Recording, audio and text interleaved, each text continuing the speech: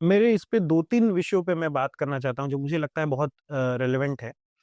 पहला तो एक इंग्लिश मैंने देखा कि दोनों ही चरणों में इंग्लिश बहुत डोमिनेंट एग्ज़ाम जी, है। बिल्कुल। और आपने बताया था मुझे कि इंग्लिश मीडियम से आपकी पढ़ाई नहीं हुई थी, आपकी प्राइमरी हुँ, एजुकेशन हिंदी मीडियम से हुई थी। आप छोटे कस्बे से आते हैं, वहाँ मैं मानता हूँ कि इंग्लिश मीडियम स्कूल भी लगभग हिंदी मीडियम के बराबर ही होंगे। हुँ, हुँ। तो ऐसी परिस्थिति में कोई स्टूडेंट इंग्लिश को कैसे हैंडल करता है और इतने अच्छे मार्क्स कैसे लेके आता है?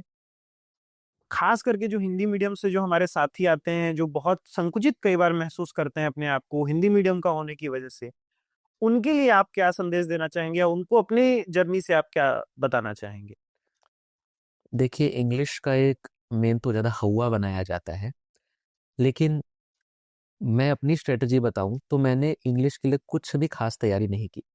जब मैं हिंदी मीडियम में भी जब पढ़ता था तो भई इंग्लिश एक सब्जेक्ट तो है ही बिल्कुल, हमेशा से। बिल्कुल। तो उस समय हमारे एक टीचर थे, हम उनको गुप्ता सर बोलते थे। तो उन्होंने मुझे टेंस पढ़ाया था उस टाइम और वो टेंस आज तक मुझे याद है। जी, और उन्होंने मुझे आर्टिकल्स पढ़ाए थे ए, एन एंड द। जी। बस मुझे उतनी ही इंग्लिश आती है। उसके अलावा इस एग्ज़ाम के लिए मैंने अलग से active and passive voice and direct and indirect speech सिर्फ़ इतनी प्रिपेयर की थी और कुछ भी नहीं।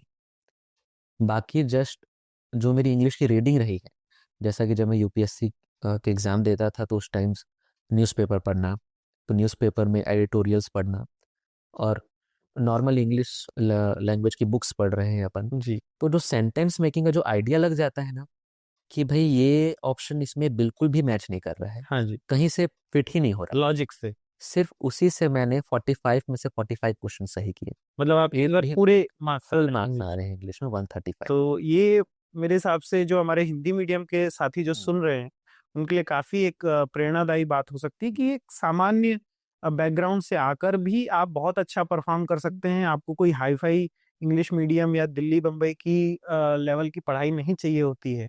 एक बेसिक आपकी हुँ। अंडरस्टैंडिंग होनी चाहिए टेंस की, वॉइस की और आपकी जी। अच्छी रीडिंग होनी चाहिए। रीडिंग तो बहुत आप बहुत बेहतर रीडिंग कर अच्छी रहे, सकते हैं।